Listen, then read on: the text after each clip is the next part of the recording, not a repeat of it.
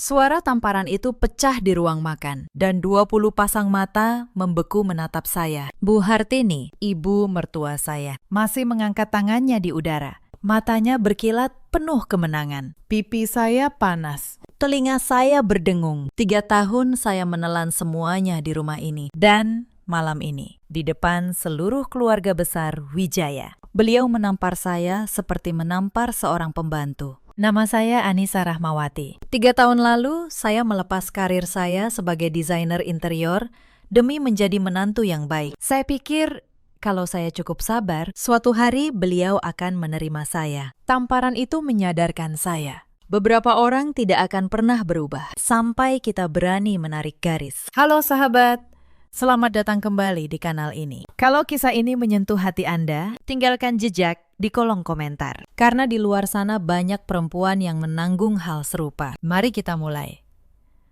Sore itu rumah keluarga Wijaya ramai oleh sanak saudara. 2 tante, 3 om, lengkap dengan pasangan dan anak mereka. Meja penuh rendang dan opor. Saya sudah di dapur sejak pukul 4 pagi. Menyiapkan semuanya sendiri. Itu rutinitas saya selama 3 tahun. Begini seharusnya seorang menantu keluarga Wijaya, kata Bu Hartini, melengking. Sudah 3 tahun menikah, perut masih kosong. Masak sup saja keasinan. Saya menunduk.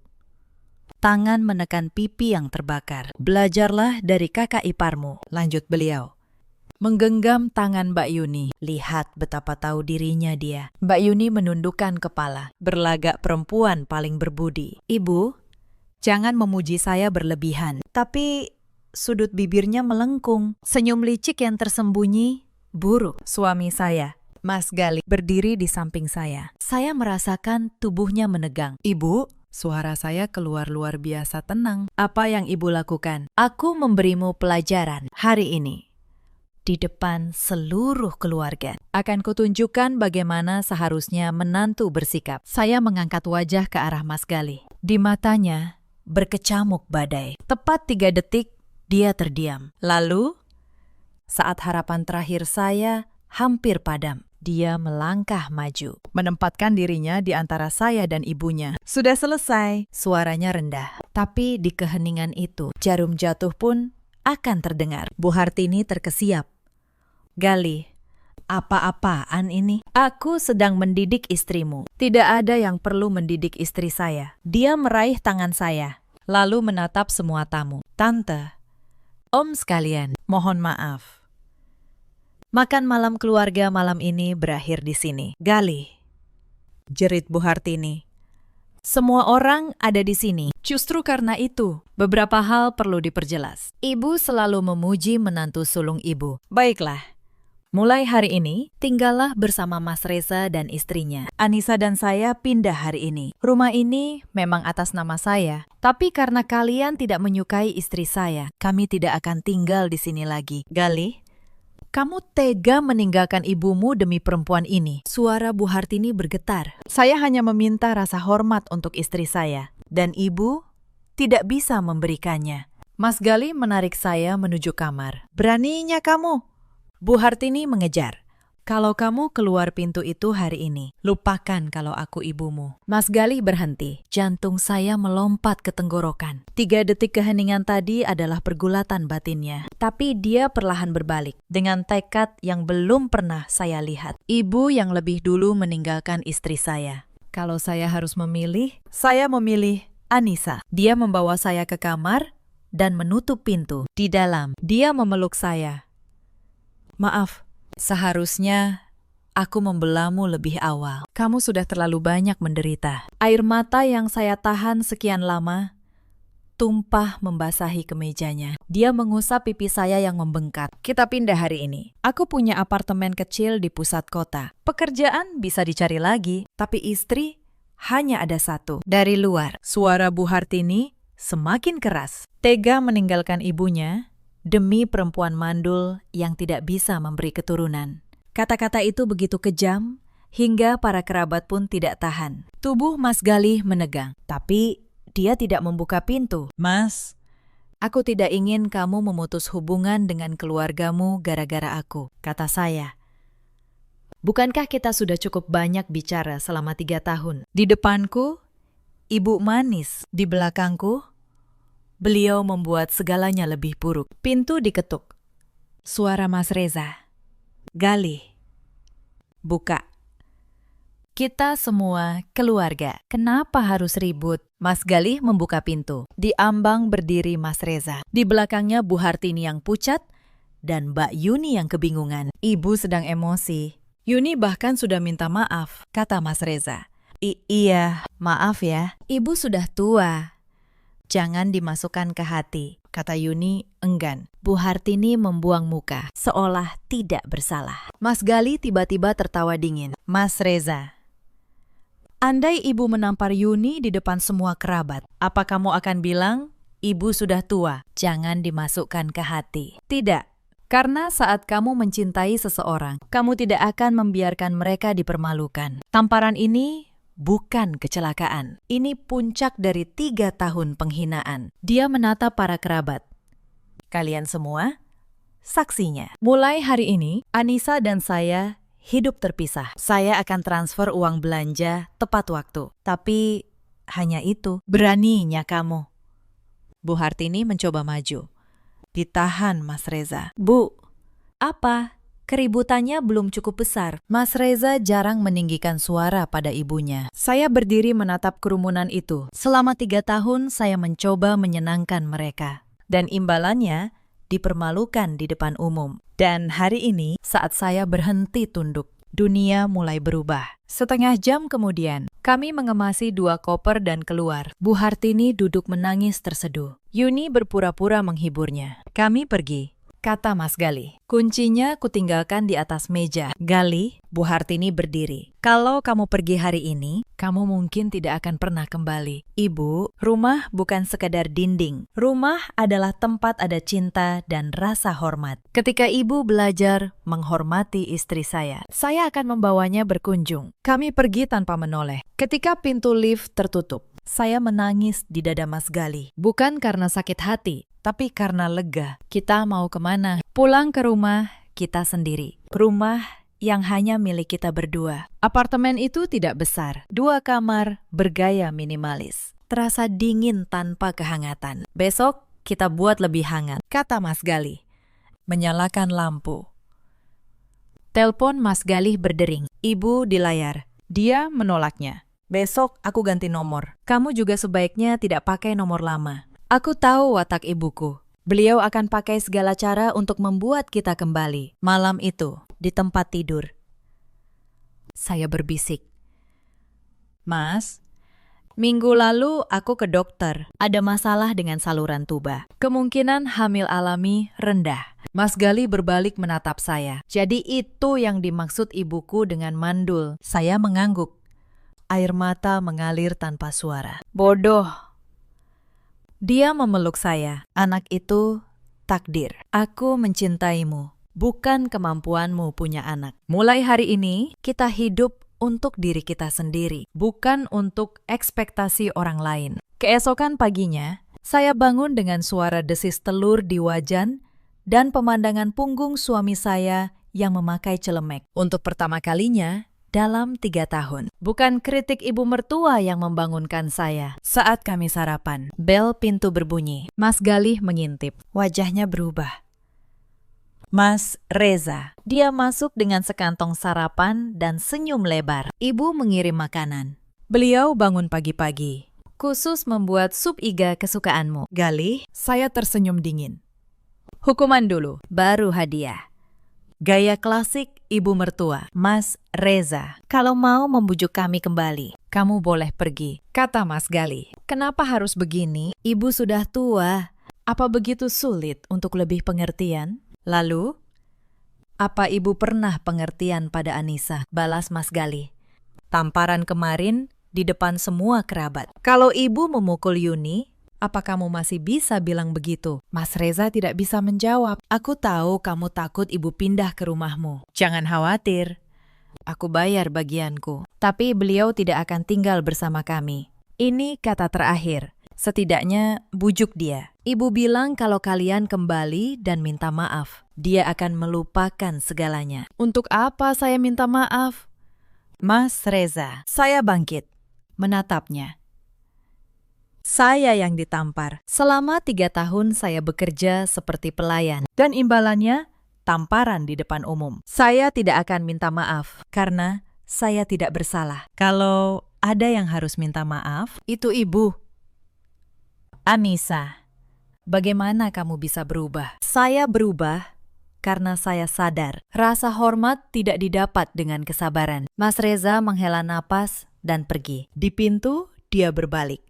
Kalian akan terus bermusuhan begini. Itu lebih baik daripada membiarkan istriku dihina, jawab Mas Gali. Hari itu kami mengganti nomor telepon dan membuat apartemen kami hangat. Mas Gali membeli seikat bunga matahari. Bunga matahari selalu menghadap matahari. Dan kita juga harus begitu malamnya.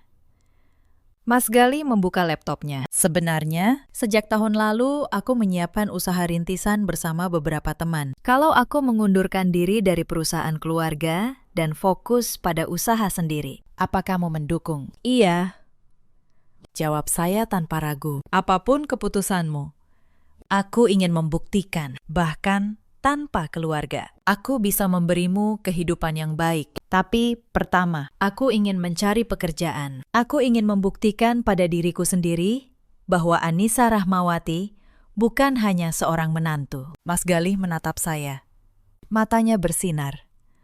Ternyata istriku orang yang sama sekali berbeda. Tamparan itu membangunkanku dan membangunkan kesabaranku yang menipu diri selama 3 tahun. Saya tahu badai di keluarga Wijaya baru saja dimulai. Bu Hartini tidak akan menyerah begitu saja. Senin pagi, saya membuat kopi. Apartemen ini kecil, tapi ada kebebasan di dalamnya. Tidak perlu bangun sebelum fajar. Tidak perlu mendengar kritik soal masakan. Pagi ini aku ke kantor menyerahkan surat pengunduran diri, kata Mas Gali. Kamu sendirian, tidak apa-apa. Jangan khawatir. Hari ini aku juga mulai mengirim lamaran. Setelah dia pergi, saya membuka laptop lama dan masuk ke situs pencarian kerja. Jeda 3 tahun adalah kerugian besar. Saat saya memikirkan cara menjelaskannya, telepon berdering. Nomor baru. Anissa. Akhirnya kamu menjawab.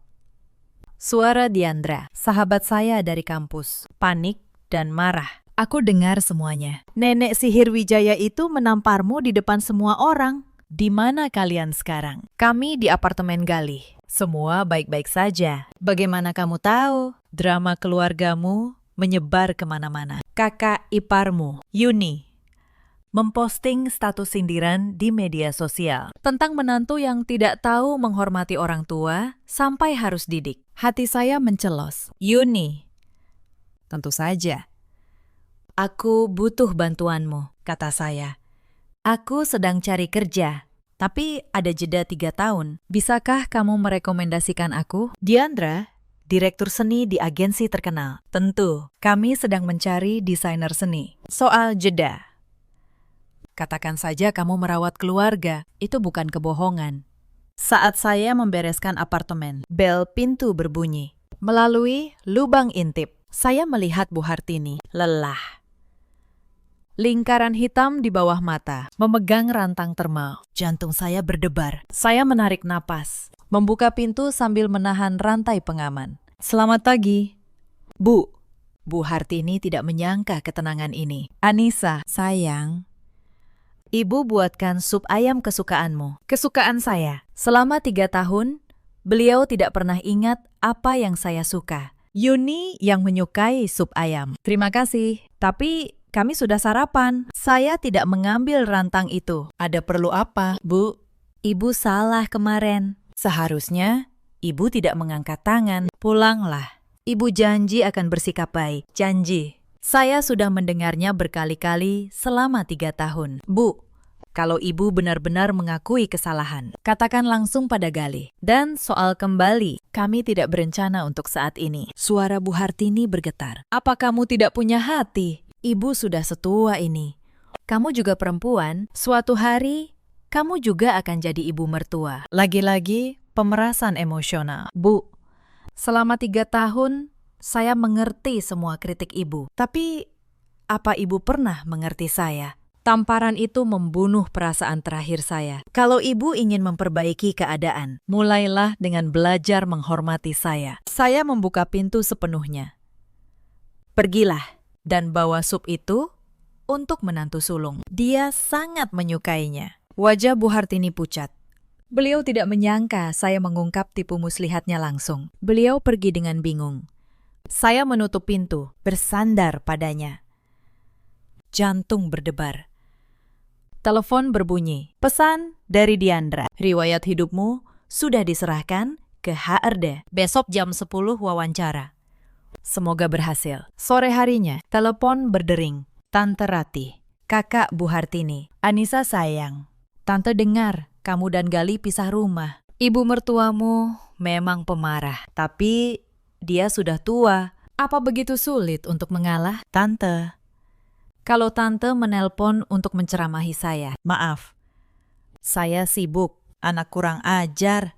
Galih memang membelamu sekarang, tapi laki-laki itu perasa baru akan berlalu dan dia akan ingat ibunya. Lalu kamu kehilangan dia. Kita lihat saja nanti, tante. Dan menyebarkan fitnah itu kejahatan. Kalau tante terus mengatakan saya berperilaku tidak pantas, saya berhak menempuh jalur hukum. Saya menutup telepon dan memblokir nomornya. Panggilan berdatangan dari tante dan om lain. Intinya sama. Saya harus bijaksana, menghormati orang tua. Saya menjawab semuanya dengan sopan tapi tegas. Ternyata saat kamu berhenti peduli pendapat orang lain, kamu jauh lebih bebas. Malamnya, Mas Galih pulang. Kudengar kamu menangkis serangan 1 batalion hari ini. Mas Reza menelpon. Katanya kamu membuat mereka tidak bisa berkata-kata dan ibu mengamuk di rumah. Dia tersenyum. Surat pengunduran diriku diterima dan proyek kami dapat putaran investasi kedua. Layar ponsel saya menyala. Pesan dari Yuni, nomor baru. Anissa, ibu pulang dan banyak menangis. Apa kamu tidak bisa lebih murah hati? Saya membalas, Yuni, karena kamu begitu pengertian. Tunjukkanlah rasa hormat yang pantas pada ibu. Menurut beliau, kamu menantu terbaik. Lalu saya memblokir nomornya. Keesokan paginya, saya berdiri di depan cermin. Kemeja putih, celana hitam. Rambut disanggul. Penampilan profesional yang tidak saya pakai selama 3 tahun. Istriku akan tampil luar biasa hari ini, kata Mas Gali. Pukul 9:30, saya di depan gedung kantor Diandra. 3 orang akan mewawancaraimu, bisik Diandra. Direktur utama Bu Sekar, manajer pemasaran, dan aku. Jadilah dirimu sendiri. Wawancara di ruang rapat yang terang. Bu Sekar. Perempuan parubaya dengan penampilan tajam, membolak-balik riwayat hidup saya. Saya lihat ada jeda 3 tahun. Bisa jelaskan? Selama 3 tahun, saya mengambil cuti karena alasan keluarga. Tapi, saya tidak berhenti mengembangkan diri. Saya belajar perangkat lunak baru, otodidak, dan menyelesaikan lebih dari 15 proyek interior pribadi. Ini portofolio saya. Saya menyerahkan tablet berisi karya pilihan. Dari segi nilai komersial, apa ide Anda? Tanya manajer pemasaran. Desain yang baik menggabungkan estetika dan kepraktisan. Misalnya, perabot modular yang berubah seiring pertumbuhan anak. Sangat diminati keluarga muda. Perlahan, saya masuk ke ritme dan kepercayaan diri yang hilang selama 3 tahun. Kalau kami mempekerjakan Anda, bagaimana Anda menjamin cepat beradaptasi dengan ritme yang padat? Tanya Bu Sekar. Merawat keluarga juga pekerjaan padat, butuh multitugas, manajemen waktu, kontrol emosi. Dan justru karena absen 3 tahun, saya lebih menghargai kesempatan kembali bekerja daripada siapapun. Di bawah meja, Diandra mengacungkan jempol. Wawancara selesai. Diandra menemani saya turun. Begitu masuk lobi, teleponnya berdering. Wajahnya berubah. Anissa, kita punya masalah. Ibu mertuamu dan menantu kesayangannya saat ini ada di HRD. Mereka mengeluh ke Bu Sekar bahwa kamu berperilaku tidak pantas, tidak layak bekerja di sini. Kepala saya berdenyut. Mereka berani mengejar saya sampai ke sini. Mulai dari sini, aku menghadapinya sendiri. Suara saya begitu dingin hingga saya sendiri tidak mengenalinya. Di ruang tamu, Bu Hartini dan Yuni duduk di sofa. Mata Bu Hartini merah bengkak. Bu Sekar berdiri di dekat jendela, tidak senang. Diandra, Mengapa wawancara kerja berubah jadi pertengkaran keluarga? Bu, saya minta maaf atas gangguan ini. Saya melangkah maju. Perempuan ini memang kerabat saya, tetapi ini tidak ada hubungannya dengan wawancara. Anissa. Bu Hartini berdiri, bersiap untuk peran korban. Pulanglah. Kenapa membuka aib keluarga? Yang membuka aib keluarga adalah ibu, balas saya dingin. Saya wawancara resmi, dan ibu datang mengatakan, saya berperilaku tidak pantas. Apakah ini yang ibu sebut merawat keluarga? Yuni menyahut. Anissa, ibu, demi kebaikanmu, lebih baik tinggal di rumah. Ibu sudah janji tidak menyakitimu lagi. Yuni, kemarin kamu datang ke apartemenku dengan sup dan bilang, ibu menyesal. Hari ini dia membuat keributan di tempat aku wawancara. Siapa yang berbohong? Atau kalian bermain polisi baik dan polisi jahat? Wajah Yuni memucat, topengnya retak. Bu Sekar, jangan dengarkan dia. Bu Hartini menyela. Dia marah karena tidak bisa punya anak dan menghasut putra saya melawan ibunya. Perusahaan mana yang mau perempuan seperti ini? Tidak bisa punya anak. Kata-kata itu seperti pisau. Diandra siap menerkam, tapi saya menahannya dan tertawa. Menurut ibu, nilai perempuan hanya pada kemampuannya melahirkan. Saya berbalik menghadap semua orang, termasuk karyawan yang pura-pura lewat karena sudah sampai di titik ini. Saya ceritakan semuanya. Nama saya Anissa Rahmawati. 3 tahun lalu saya menikah dan meninggalkan pekerjaan demi keluarga. Saya merawat mertua dengan tekun. Tetapi karena belum punya anak, saya terus dihina. Kemarin ibu mertua saya menampar saya di depan semua orang. Suami saya membawa saya keluar. Hari ini saya datang wawancara, berharap memulai dari nol. Tapi ibu mertua dan kakak ipar saya datang mencoba merebut kesempatan ini. Kalau perusahaan Anda berpikir bahwa perempuan yang mencoba keluar dari kekerasan dalam rumah tangga dan ingin hidup mandiri, berperilaku tidak pantas, maka saya tidak punya apa-apa lagi untuk dikatakan. Ruangan sunyi. Tatapan Bu Sekar berubah dari terkejut menjadi pengertian. Anissa Rahmawati, selama kehidupan pribadi Anda tidak mempengaruhi pekerjaan. Itu bukan urusan perusahaan. Beliau memandang Bu Hartini dan Yuni. Nyonya, ini kantor. Saya minta Anda segera pergi. Atau saya panggil keamanan. Bu Hartini terpaku. Metode pemerasan yang ampuh di rumahnya tidak berhasil di sini. Bu Sekar menekan tombol. 2 petugas keamanan masuk dan meminta mereka pergi. Saat keluar, Bu Hartini menatap saya penuh benci. Anissa, kamu tidak apa-apa. Bu Sekar melembut. Tidak mudah bagi perempuan di dunia bisnis. Fakta bahwa Anda berhasil keluar dari lingkungan seperti itu patut dihormati. Besok jam 9 pagi, datanglah, mulai bekerja. Saya membeku. Jadi, saya diterima. Diandra benar. Anda desainer yang menjanjikan. Kalau seseorang bisa mengelola keluarga dengan baik, itu sudah bukti kemampuannya. Saya membungkuk dalam-dalam. Diandra memeluk saya. Tapi ibu mertuamu tidak akan tenang. Aku tahu. Tapi pertempuran hari ini, aku yang menang. Itu sudah cukup.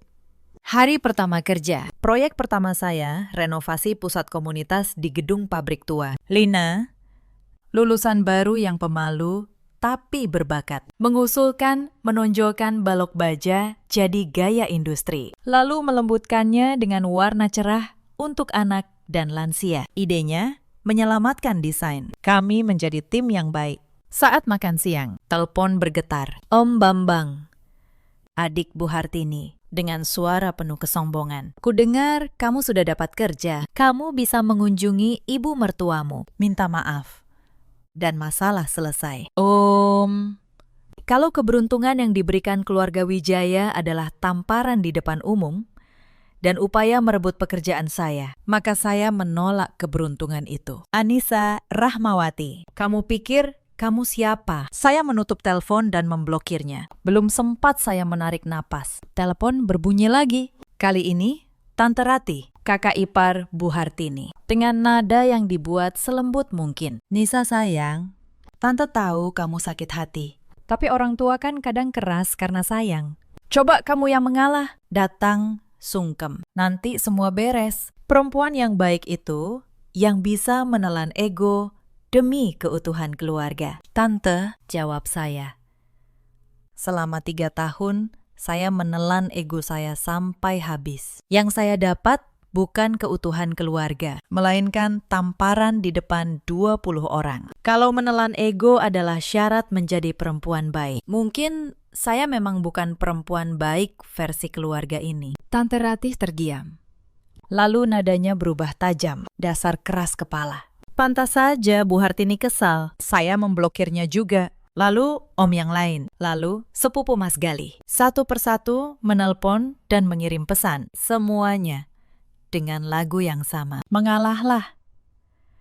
Sungkemlah. Jangan mempermalukan keluarga. Tidak ada satupun yang bertanya bagaimana keadaan pipi saya setelah ditampar. Saya memblokir mereka semua, satu demi satu. Sampai daftar kontak saya terasa jauh lebih ringan. Yang paling menyakitkan justru datang dari media sosial. Mbak Yuni memperbarui statusnya hampir setiap hari. Tidak pernah menyebut nama saya. Tapi semua orang tahu siapa yang dimaksud. Ada menantu yang merasa dapat pekerjaan, lalu lupa diri. Kasihan ibu mertua yang dihianati menantu sendiri. Zaman sekarang, kesabaran orang tua dibalas tuntutan. Komentar-komentar dari kerabat berdatangan di bawahnya, menghakimi saya tanpa pernah mendengar sisi cerita saya. Selama beberapa malam, saya membaca semua itu dengan dada sesak. Lalu, saya berhenti. Saya menutup aplikasi itu, menonaktifkan notifikasi, dan berkata pada diri saya sendiri, opini orang yang tidak pernah ada di dapur pukul 4 pagi bersama saya tidak berhak menentukan harga diri saya. Malamnya, saya menceritakan semuanya pada Mas Galih. Aku punya ide, katanya. Akhir pekan ini, kita kumpulkan semua kerabat untuk makan malam. Bukan untuk minta maaf, tapi untuk memperjelas semuanya. Kita tetapkan batas. Yang melewati batas akan menanggung konsekuensinya. Jantung saya berdebar. Kamu yakin? Yakin. Kita perjelas sekali untuk selamanya. Sabtu malam, saya berdiri di depan cermin. Gaun hitam sederhana, anting mutiara kecil di telinga, gugup. Mas Galih memeluk saya dari belakang dengan setelan abu-abu elegan. Sedikit, tapi lebih banyak bersemangat. Setelah hari ini, kita benar-benar bebas. Restoran dipilih dengan ruang khusus yang menjamin privasi. Kami datang lebih awal. Ibu di kursi utama, Mas Reza dan Yuni di kiri, kita di kanan. Kata Mas Galih.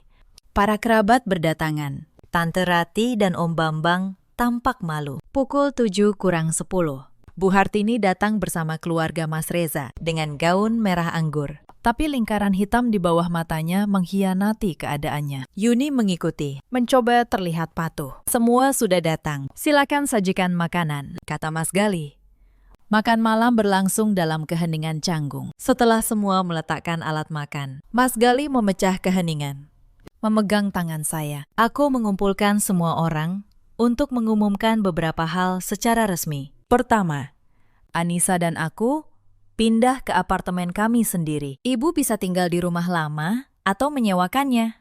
Kedua, kewajiban kami merawat ibu tetap ada dalam bentuk uang belanja bulanan 5 juta rupiah, ditambah hadiah hari raya. Dengan syarat, ibu menghormati Anissa dan tidak ikut campur. Ketiga, kapan kami punya anak dan bagaimana caranya adalah urusan pribadi kami. Tatapannya menajam ke Bu Hartini. Dan keempat, kalau ada yang pergi ke tempat kerja Anissa lagi atau memfitnahnya, saya akan menempuh jalur hukum, termasuk melapor ke polisi. Keheningan total menyelimuti ruangan. Air mata mengalir di pipi Bu Hartini. Galih, jadi kamu bertekad meninggalkan ibumu demi perempuan ini. Saya hanya meminta rasa hormat untuk istri saya. Kalau ibu tidak bisa memberikannya, kita terpaksa menjaga jarak. Aku membesarkanmu 30 tahun untuk mendengar kamu bicara soal jarak. Ibu membesarkan saya 30 tahun. Dan saya bersyukur. Itulah sebabnya saya memenuhi kewajiban saya, tapi Anissa tidak berutang apapun pada ibu. Dia menikah untuk menjadi istri saya. Bukan pelayan ibu, pelayan. Dia makan di rumah kita, tinggal di rumah kita. dan 3 tahun tidak memberi satu pun keturunan. Cukup. Mas Galih berdiri. Saya memegang tangannya untuk menenangkan, lalu berbalik ke Bu Hartini. Suara saya jelas. Ibu, selama 3 tahun saya makan di rumah ibu.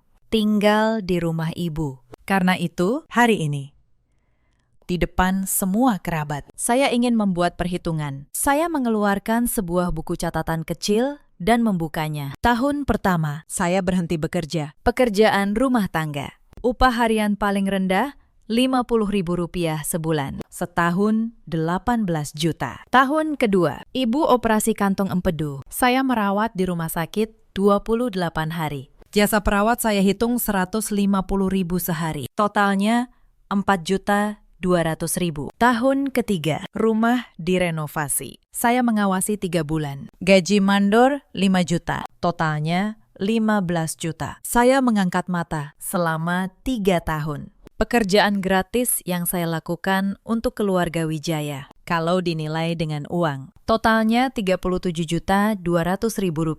Kalau ibu merasa berutang pada saya, ibu bisa mengembalikannya sekarang. Semua membeku, termasuk Mas Galih. Dia tidak tahu saya membuat catatan ini. Kamu membuat perhitungan denganku. Wajah Bu Hartini menghijau. Dulu saya tidak menghitung, karena saya kira dalam keluarga tidak begitu. Tapi sekarang saya sadar beberapa orang tidak bisa dianggap keluarga. Saya menutup buku catatan itu dan meletakkannya di tengah meja, di antara piring-piring rendang yang sama dengan malam saya ditampar. Buku ini bukan untuk menagih uang. Saya tidak butuh 37 juta dari ibu. Buku ini hanya bukti bahwa selama 3 tahun, saya bukan benalu yang menumpang hidup, seperti yang selalu ibu katakan pada para tetangga. Saya bekerja, saya berkontribusi, dan saya tidak pernah dibayar dengan apapun selain hinaan. Beraninya kamu bicara begitu pada ibu. Mas Reza memukul meja. Mas Reza. Mas Galih membentak. Apa ada satu kata pun yang tidak benar? Ibu sakit. Dia yang merawat. Rumah direnovasi, dia yang mengawasi. Mas Reza tidak bisa menjawab. Yuni bergumam. Tapi bukankah memang tugasnya melakukan pekerjaan rumah? Yuni, kamu bekerja. Gajimu 6 juta. Sepulang kerja, berapa kali kamu memasak dan mengurus anakmu sendiri? Kalau pekerjaan rumah adalah tugas, mungkin kamu juga harus mengundurkan diri dan menjadi menantu teladan. Yuni tersipu dan terdiam. Anissa, sayang.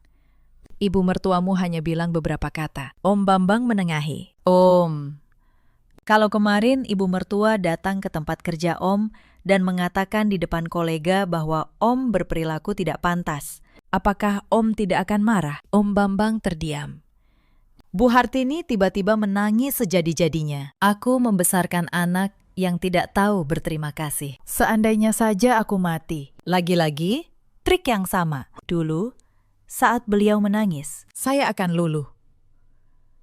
Tapi hari ini, Mas Galih hanya menatap dingin. Ibu, kalau ibu benar-benar ingin mati, ibu tidak akan duduk di sini.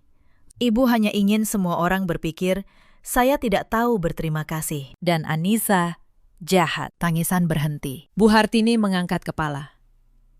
Matanya penuh kebencian. Kartu terakhirnya pun tidak berhasil. Kami sudah katakan semuanya. Mas Galih mengangkat gelas. Mulai hari ini, kita menjalani hidup masing-masing. Ini gelas terakhir. Makan malam selesai. Kami berjalan ke pintu keluar. Di pintu, saya berbalik. Bu Hartini duduk tak berdaya dengan tatapan kosong. Yuni berpura-pura menghiburnya. Tatapan itu seperti perpisahan dengan Anissa yang sabar, dengan pernikahan yang menghinakan. Menyesal? Tanya Mas Galih di luar. Tidak.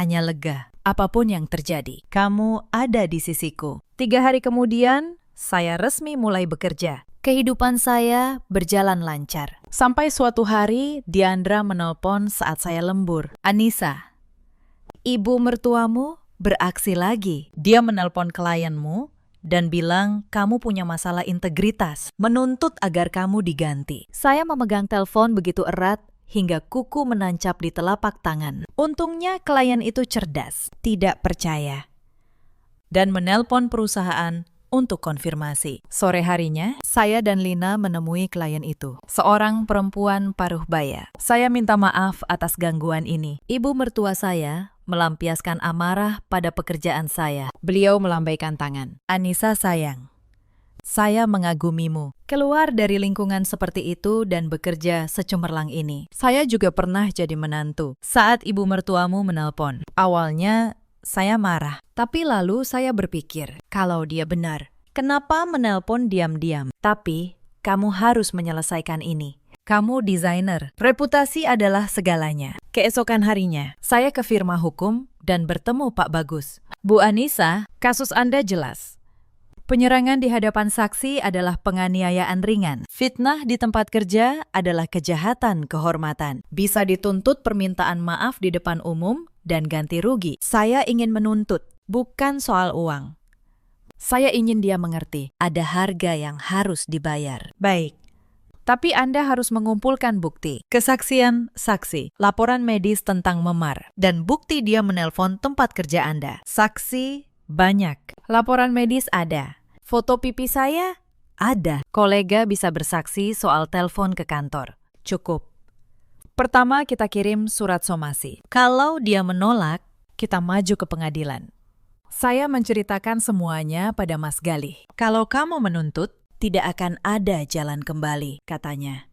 Sejak makan malam itu, sudah tidak ada jalan kembali. Mas, ironisnya begini, kalau dia berhasil, aku akan dipecat, lalu menjadi lebih bergantung padamu, lebih terikat pada keluarga Wijaya, dan dia bisa berbuat apa saja padaku. Dia tidak bodoh, dia jahat. Mas Galih mengangguk. Baiklah, aku mendukungmu. Surat somasi dikirim ke rumah lama. Tapi malam itu, telepon Yuni masuk. Anissa, ibu masuk rumah sakit. Stroke. Dia di ICU. Kepala saya kosong sesaat. Saat kami tiba, dokter menjelaskan, stroke iskemik. Untung dibawa tepat waktu. Krisis berlalu. Beliau punya tekanan darah tinggi. Orang yang membawanya bilang, sore ini dia bertengkar dengan seseorang di taman, lalu jatuh. Belakangan, teman Mas Galih mencari tahu yang sebenarnya. Bu Hartini sendiri yang mendekati para tetangga dan mengeluh. Mengatakan, saya tidak tahu berterima kasih. Seorang tetangga membalas, Anda menampar menantu di depan semua orang dan masih mengeluh. Bu Hartini tidak tahan, mulai berteriak. Lalu jatuh. Topeng beliau jatuh dan beliau memasuki lingkaran setan. 1 jam sebelum jatuh, beliau bahkan menelpon kantor saya lagi, menuntut saya dipecat. Untungnya Lina yang menjawab dan mengelak dengan sopan. Mas, aku ingin tetap menuntut, kata saya tenang. Dulu aku menahannya demi kamu, tapi sekarang dia ingin menghancurkan karirku. Kalau aku berkompromi sekarang, karena takut dia sakit, dia akan selalu pakai trik ini. Memanipulasi dengan kesehatan dan hidupnya sendiri. Mas Galih menghela napas panjang. Dia tahu saya benar. Lakukan yang menurutmu benar. Aku di sisimu, apapun keputusanmu. Keesokan paginya, saya menemui Pak Bagus di kantornya. Saya menyerahkan rekaman, tangkapan layar pesan, dan satu benda yang membuat beliau terdiam. Sebuah buku catatan kecil bersampul coklat selama 3 tahun, setiap hari. Saya mencatat semua pekerjaan rumah tangga yang saya lakukan tanpa dibayar. Memasak untuk 20 orang setiap akhir pekan. Merawat Bu Hartini saat sakit. Membersihkan, mencuci, melayani. Saya bahkan menuliskan tarif jasa yang setara di pasaran untuk setiap pekerjaan itu. Pak Bagus membalik halaman demi halaman, lalu menatap saya. Bu Anissa, kalau dihitung dengan upah jasa profesional, jumlahnya luar biasa. Ini bukan sekedar catatan emosional. Ini bukti kontribusi ekonomi nyata dalam rumah tangga itu. Saya mengangguk tenang. Saya tidak menuntut karena uang. Saya menuntut karena selama 3 tahun, kontribusi saya dianggap kewajiban, lalu dibayar dengan tamparan. Pak Bagus menyusun somasi resmi. Isinya 2 hal. Pertama, permintaan maaf tertulis dan terbuka dari Bu Hartini atas penganiayaan dan pencemaran nama baik di depan keluarga besar, serta di depan calon pemberi kerja saya. Kedua, Ganti rugi 50 juta rupiah yang dihitung berdasarkan buku catatan itu. Ditambah kerugian atas usaha menggagalkan pekerjaan saya. Saat surat somasi sampai ke rumah keluarga Wijaya, badai pecah. Mas Reza menelepon Mas Galih. Suaranya meledak. Kalian sudah gila. Menuntut ibu kandung sampai pengadilan. Mau ditaruh di mana muka keluarga ini? Muka keluarga, jawab saya. Mengambil alih telepon. Mas Reza, di mana muka keluarga saat ibu menampar saya di depan 20 orang? Di mana muka keluarga saat Mbak Yuni menyebar fitnah bahwa saya selingkuh dengan klien? Kalian baru ingat soal muka keluarga sekarang. Telepon hening sejenak. Lalu Mbak Yuni merebut gagang telepon. Anissa, kamu menang sekarang. Ya, punya kerja, punya pengacara. Tapi ingat, kamu tidak akan pernah benar-benar jadi bagian keluarga ini. Mbak Yuni, kata saya pelan. Saya tidak pernah ingin jadi bagian dari keluarga yang menganggap penghinaan sebagai kasih sayang. Saya hanya ingin diperlakukan sebagai manusia. Saya menutup telepon. Tangan saya tidak gemetar sama sekali. 3 hari kemudian, Bu Hartini datang ke apartemen kami. Untuk pertama kalinya, beliau datang tanpa kemarahan di wajahnya. Yang ada hanya wajah pucat seorang perempuan tua yang ketakutan. Anissa, suaranya serak. Cabut tuntutan itu. Aku ini ibu mertuamu. Apa kamu tidak punya hati nurani, Bu? Jawab saya. Mempersilahkan beliau duduk dan menuangkan teh hangat. Selama 3 tahun, saya selalu punya hati nurani. Saya yang merawat ibu saat ibu demam tinggi tahun lalu. Saya yang bangun pukul 3 pagi merebus obat untuk ibu. Apakah saat itu ibu menganggap saya punya hati nurani? Atau hanya menganggap saya pembantu yang sudah seharusnya melayani? Bu Hartini terdiam. Cangkir teh bergetar di tangannya. Saya tidak membenci ibu, lanjut saya. Tapi saya tidak bisa lagi membiarkan ibu mengira bahwa menyakiti saya tidak ada harganya. Permintaan maaf, Bu. Hanya itu inti dari semua ini. Akui di depan keluarga bahwa ibu salah menampar saya. Maka saya akan mempertimbangkan untuk mengurangi tuntutan. Aku tidak akan pernah minta maaf pada menantu. Amarah lama itu meletup lagi. Beliau bangkit. Wajahnya merah padam. Lebih baik mati daripada menundukkan kepala pada perempuan sepertimu. Beliau membanting pintu dan pergi. Malam itu, telepon berdering. Mas Galih mengangkatnya. Lalu wajahnya berubah. Bu Hartini terkena stroke untuk kedua kalinya di tengah amarahnya dalam perjalanan pulang. Kali ini lebih parah. Separuh tubuh beliau lumpuh dan bicaranya menjadi pelo. Kami bergegas ke rumah sakit. Di koridor, Mas Reza menatap saya dengan mata berapi. Puas kamu sekarang. Ini semua gara-gara tuntutanmu. Sebelum saya menjawab, Mas Galih melangkah maju. Mas, hentikan.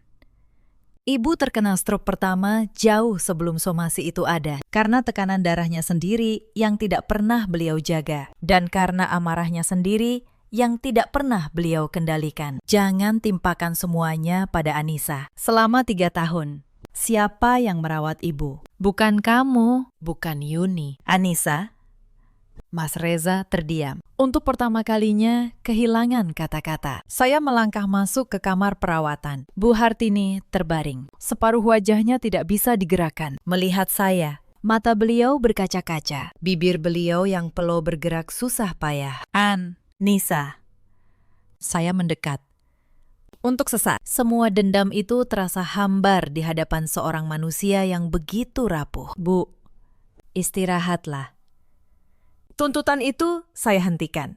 Bukan karena saya takut, tapi karena saya tidak mau menjadi orang seperti ibu yang menukar kasih sayang dengan kemenangan. Air mata mengalir di separuh wajah beliau yang masih bisa merasakan. Saya menarik tuntutan itu keesokan harinya. Bukan karena dipaksa, tapi karena saya memilih demikian. Pak Bagus sempat menyayangkan. Tapi saya berkata, Pakistan, saya sudah menang. Bukan di pengadilan. Tapi di sini, saya menyentuh dada saya. Saya membuktikan bahwa saya tidak lagi bisa diinjak. Itu sudah cukup. Bulan-bulan berikutnya berlalu seperti air. Bu Hartini pulang dengan kursi roda. Mas Reza Dan Mbak Yuni, yang dulu paling getol mencari muka, kini paling jarang menjenguk. Beban perawatan jatuh ke pundak perawat bayaran. Karena anak sulung yang katanya paling berbakti, ternyata paling cepat menghilang saat tidak ada lagi warisan rumah yang diperebutkan. Sementara itu, hidup saya mekar. Proyek interior pertama saya di agensi Bu Sekar berhasil besar. Klien itu merekomendasikan saya ke kenalannya. Lalu, kekenalan berikutnya. Dalam 8 bulan, saya punya cukup tabungan dan reputasi untuk melangkah sendiri. Saya membuka studio kecil saya sendiri. Saya menamainya Ruang Anissa. Diandra, sahabat saya sejak kuliah, bergabung sebagai art director. Lina, junior yang dulu membela saya di telepon, ikut pindah menjadi staf pertama saya. Studio itu kecil, hanya 3 ruangan di lantai 2 sebuah ruko. Tapi setiap sudutnya adalah milik saya. Untuk pertama kalinya dalam bertahun-tahun, saya bangun pagi bukan untuk melayani orang yang membenci saya, melainkan untuk membangun sesuatu yang saya cintai. Setahun setelah studio berdiri, desain saya untuk sebuah kafe butik memenangkan penghargaan desain interior tingkat kota. Malam penganugerahan itu, saya berdiri di atas panggung, menerima piala. Dengan Mas Gali bertepuk tangan paling keras di barisan depan. Saat menyampaikan pidato singkat, saya berkata, "Penghargaan ini saya persembahkan untuk setiap perempuan yang pernah disuruh memilih antara dirinya sendiri dan keluarganya. Kalian tidak perlu memilih. Kalian boleh memiliki keduanya. Asalkan kalian tidak pernah menukar harga diri dengan apapun." Kabar kemenangan saya sampai ke keluarga Wijaya. Saya dengar dari Mas Gali bahwa Bu Hartini di kursi rodanya menyimpan clipping berita tentang saya. Entah karena bangga, entah karena penyesalan. Mungkin keduanya. Malam tahun baru tiba. Tepat 1 tahun sejak studio saya berdiri, dan hampir 2 tahun sejak tamparan itu. Keluarga besar berkumpul lagi. Kali ini di rumah Mas Reza. Dan puting pertama kalinya, saya datang bukan sebagai menantu yang melayani di dapur, melainkan sebagai tamu yang dihormati. Bu Hartini duduk di kursi rodanya di sudut ruangan. Saat saya mendekat untuk memberi salam, beliau meraih tangan saya dengan tangan kirinya yang masih berfungsi. Bibir beliau bergerak susah payah. Kata-katanya pelo, namun jelas. "Maaf, kan? Ibu? Nisa, Ibu? Salah." Ruangan hening. 2 kata yang selama 3 tahun saya kira tidak akan pernah saya dengar. Saya berlutut di samping kursi roda beliau, menggenggam tangan beliau. "Sudah, Bu, sudah selesai." Bukan karena saya melupakan semuanya, tapi karena saya tidak mau lagi membawa beban itu. Memaafkan. Saya akhirnya mengerti, bukan hadiah untuk orang yang menyakiti kita. Memaafkan adalah cara kita meletakkan beban agar bisa berjalan lebih ringan. Tengah malam, Mas Gali mengajak saya ke balkon. Di kejauhan, cahaya meledak-ledak. 1 tahun telah berlalu. "Mas, terasa seperti seumur hidup." Saya bersandar di bahunya. Tahun ini, aku berubah dari menantu tertindas menjadi pemilik studio. Kadang kupikir, kalau bukan karena tamparan itu, aku mungkin masih hidup seperti zombie di rumah. Kalau begitu, kita harus berterima kasih pada tamparan itu. Tidak. Saya menggeleng. Kita harus berterima kasih pada diriku sendiri karena menemukan kekuatan untuk bangkit, dan berterima kasih padamu karena berdiri di sisiku. Kembang api terus menerangi langit. Saya teringat diri saya 2 tahun lalu. Anissa yang menangis setelah ditampar. Semua keluhan, semua air mata, semua perjuangan telah berubah menjadi ketenangan dan kekuatan hari ini. Cerita ini mengajarkan satu hal. Jangan pernah menukar harga dirimu demi sebuah pengakuan yang tidak akan pernah datang. Dan jangan pernah mengira bahwa kesabaran tanpa batas akan membuatmu dicintai. Kadang kesabaran hanya membuat orang lebih berani menyakitimu. Di luar sana, ada banyak perempuan yang seperti saya dulu, yang meninggalkan mimpi mereka demi keluarga, lalu perlahan kehilangan diri sendiri, yang mengira bahwa kalau mereka cukup baik, suatu hari mereka akan dihargai. Di luar sana, ada juga banyak suami yang diam terlalu lama, mengira bahwa waktu akan menyelesaikan segalanya, sampai akhirnya Mereka sadar bahwa diam adalah bentuk pengkhianatan terhadap orang yang mereka cintai. Dan di luar sana, ada pula para ibu mertua yang mengira bahwa cinta seorang anak bisa dipaksa dengan rasa bersalah, dan rasa hormat bisa diminta dengan kekuasaan. Mereka lupa rasa hormat hanya tumbuh dari rasa hormat. Kalau ada satu hal yang ingin saya titipkan kepada Anda yang sedang mendengarkan kisah ini, mungkin sambil mencuci piring, mungkin sambil menahan air mata, di kamar yang sama, tempat Anda merasa sendirian, itu adalah ini. Kesabaran bukanlah kelemahan, tetapi kesabaran yang tidak punya batas akan berubah menjadi penjara. Anda boleh sabar, asalkan Anda tidak lupa di mana letak pintu keluarnya. Dan saat Anda akhirnya berani membuka pintu itu, jangan menoleh untuk meminta izin pada orang yang selama ini mengunci Anda di dalam. Saya, Anissa Rahmawati, bangkit dari sebuah tamparan, menjadi seorang perempuan yang akhirnya memiliki namanya sendiri. Dalam hidup, kita selalu punya pilihan. Kita bisa terus menunduk dan berharap dunia menjadi lebih baik. Atau kita bisa berdiri, menarik garis, dan memutuskan siapa yang layak berada dalam hidup kita. Kalau kisah ini menyentuh hati Anda, ceritakan kisah kalian di kolom komentar. Kemandirian ekonomi adalah pilar utama seorang perempuan, dan keberanian untuk berkata tidak adalah hadiah yang hanya bisa kita berikan pada diri sendiri. Terima kasih sudah menemani sampai akhir.